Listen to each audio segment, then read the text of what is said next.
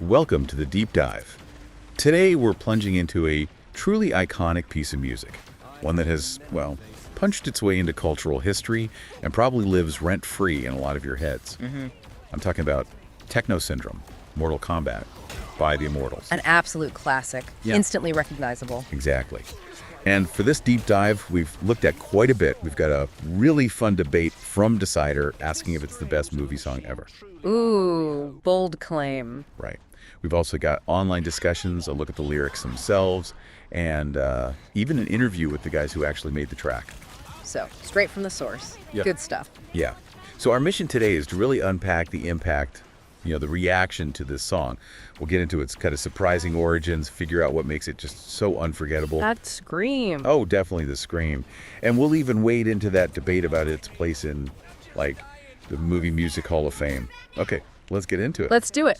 What's fascinating here, and maybe the key thing, is the origin story. It's not what you might expect. Right, because it wasn't for the movie originally. Exactly. The Immortals, that's Olivier Adams and Maurice Engelin, Praga Khan. You might know them from Lords of Acid, too. Oh, yeah. They were actually hired to make a whole album, but it was to promote the home console release of the arcade game. Ah, so for the Sega Genesis and Super Nintendo versions, probably? Pretty much. Not the movie itself initially, that came later, which makes its whole movie connection kind of serendipitous, And the timeline was just nuts, wasn't it? I saw something about that. Oh, completely. This is where it gets really interesting. They had an incredibly tight deadline. How tight are we talking? 4 weeks. Just 4 weeks to create the entire album. Yet out while they were touring. Yep, squeezed in between their tours. Imagine that pressure. That's insane. How do they even manage that? 4 weeks for a full album. Well, Midway Games, the developer, helped them out. They gave them loads of info on the character. Okay, like lore and stuff? Yeah, details, backstories. But crucially, they also gave them a library of sound effects straight from the game. Ah, so the actual sounds, like pinches and freezes. Exactly. Like Sub-Zero freezing someone, it meant they could sample those sounds directly instead of trying to recreate them from scratch. Big time saver. Makes sense. Smart move. Yeah, Angelin mentioned they actually made specific tracks for pretty much every character on that album. Sonya Blade, Liu Kang, even Goro got a track. Huh. So they're really digging into the game's roster. Totally. But here's the kicker. Despite all that, Techno Syndrome wasn't the song they thought would be the big hit. Really? What did they think would be? Angelin figured Hypnotic House, Mortal Kombat was going to be the one. Interesting. So Techno Syndrome was kind of an underdog. You could say that. Adams apparently created most of Techno Syndrome pretty much on his own. The sound effects got added later. And he used some pretty old gear, right? Oh, yeah. We're talking an old Atari ST 1040 home computer, stuff that seems ancient by today's standards. Wow. An Atari. That's wild. It really is, and it makes you think, doesn't it? How often does something created under that kind of pressure, that fast, with that kind of tech, end up being so massive and long-lasting? Yeah, it's a great question. So, okay, what was it then? What made this track the one that exploded? It has to start with that yell, right? Oh, absolutely. That legendary scream, Mortal Kombat, just belted out.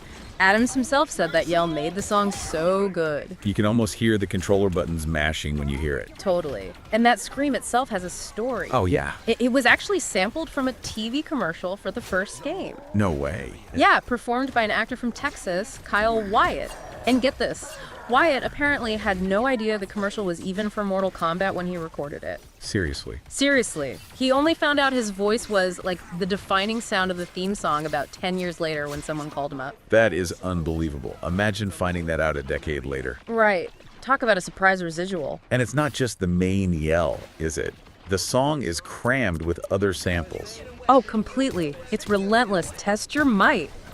That phrase gets hammered in, like 30 times in 3.5 minutes? 30 times, that's a lot. And you've got fight and finish him constantly popping up. Classic arcade prompts. Exactly.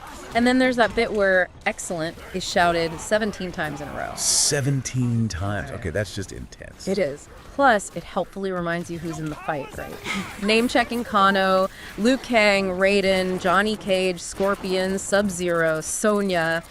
It's like a roll call. Keeps the characters front and center. Absolutely. And if you put all that together, the repetitive, urgent phrases, those iconic samples, plus that really breakneck techno beat, Yeah, that driving rhythm. it just creates this instant shot of adrenaline. It perfectly nails that feeling of being thrown into the ring, just non-stop action. You can see why it became such a sports pump-up anthem. Oh, for sure. It's right up there with classics like Get Ready for This or Jump Around.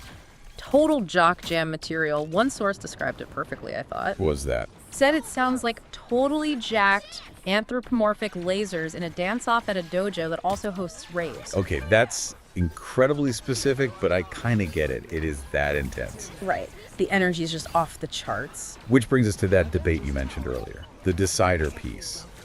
Is it the greatest movie song ever? That's a big claim. It is a big claim, and yeah, some people argue for it, absolutely. What's the case for it being the chief feat? Well, the arguments usually focus on how perfectly it captures the games, and by extension, the movie's energy. It's instantly recognizable. You hear that scream, and you know exactly what it is, and it's pure hype fuel. Undeniable hype factor. Right. One person said its power is bringing people together sweatily, making you want to challenge someone else's pelvis to a duel to the death, metaphorically, hopefully. Okay, that's evocative. Let's stick with metaphorical. Then agreed. But yeah, as another commenter put it simply, it totally slapped. It just hit hard. But not everyone's on board with the greatest ever title. The Decider debate had some pretty strong criticisms too, didn't it? Oh yeah, some really pointed ones. For instance, that opening gong sound. Someone called it objectively racist. Wow, okay. That's a strong take. Yeah. How did the sources frame that? Well, the argument is that certain sounds, even if unintentional, can sometimes play into stereotypes, especially when looking back with modern cultural sensitivity. It's about interpretation and changing context over time. Okay. And there was something about missing characters too. Right. The fact that characters like Kitana or Mylena weren't name-checked led to claims that the song was, and again, this is a direct quote, irredeemably misogynist and homophobic. Yikes. Again, very strong language. These criticisms really highlight how people view media differently now. Definitely. And then there was also that claim about it being basically a remix of 2 Unlimited's Twilight Zone from 1992. I remember that track. There is a resemblance, maybe. There's a similarity in the beat and synth line, for sure, but the creators, Adams and Engelin, insist it's just a coincidence. No legal action ever happened, so who knows? Makes you draw comparisons, though. Like, how do you even compare Techno Syndrome to something like, say, Whitney Houston's I Will Always Love You? Exactly. Or Stayin' Alive by the Bee Gees. They're all iconic movie songs, but they achieve greatness in totally different ways. Right. One's this massive ballad, one defined disco. And Techno Syndrome is pure, raw energy, perfectly tailored to its source. So it really makes you question, what makes a movie song great? Is it chart success, cultural staying power, or how well it just works for the movie it's in? Good question. Techno Syndrome maybe scores higher on that last point than the others. Arguably, yeah. And despite those critiques or the debate, its actual impact, especially on fans, is just undeniable. Oh, totally. People were buying that soundtrack like crazy. I saw a comment saying it's the only movie soundtrack they ever bought as kids. Or their very first CD ever, after their family got a CD player. That creates a deep connection. A real gateway into music for a lot of people. For sure. And the nostalgia factor is huge. Yeah. Especially for anyone who was like 8 or 9 when the movie came out. Prime arcade age. Exactly. They remember the hype around everything, the game, the movie, the pogs, the comics. It was a whole phenomenon. And the song was the soundtrack to all of that. Yep. Described as a certified banger. And interestingly, it even got some people into industrial music, or specifically Belgian techno. Opened doors. That's cool. An unexpected musical education. Right. And even the creators were apparently floored by how long it lasted. They didn't expect it. Not really. Remember, they bashed out the album in that crazy month, sent it off to the US bosses, and then heard nothing. Silence. Pretty much. Back then, updates were slow, maybe a fax here or there. They didn't really know it was blowing up until the movie came out in '95 and used Techno Syndrome so prominently. That must have been their first real clue. Yeah. Adams admits it's become the most known song that I've made, that's for sure. Quite an understatement, maybe. You think? Just a bit? And it really did transcend just being a promo track for the console game. It got remixed for later MK games used in the newer movie. It just keeps coming back. It does. People rediscover it all the time. Yeah, you see comments online like, oh man, this was the soundtrack of my youth, or played this nonstop when I was 14, still sounds good 25 years later. It's got that weird quality of being both totally a product of its time, like a dated time capsule of early 90s techno, but also somehow timeless. It still gets you hyped. Totally. It's a timeless hit in its own unique way. And Adams even did that weird pandemic remix in 2020. Oh, yeah, I saw that. Just for fun, apparently. Didn't really take off, though. No, apparently using the word COVID got it flagged by YouTube algorithms or something. Platform moderation strikes again. Seems like it. Yeah. But still, even though they never did anything else as the Immortals, never performed the MK stuff live, their legacy from that 1 month of work is just huge. Incredible, really.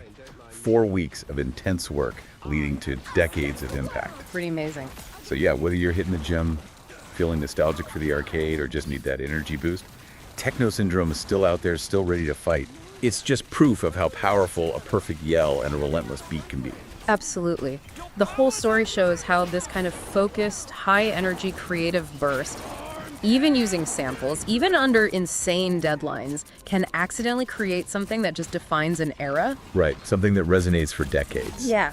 It really proves you often have no idea what you're actually creating in the moment, especially when it taps into something people are really passionate about, that collective nerve. Provides that perfect sound for a cultural moment. Exactly. Which leads us to a final thought for you listening. What other things, maybe songs, maybe movies, maybe something else entirely, that were created for a really specific, maybe even limited purpose, have unexpectedly blown up and become these lasting cultural phenomena, kind of like Techno Syndrome did? Think about what's your personal Techno Syndrome.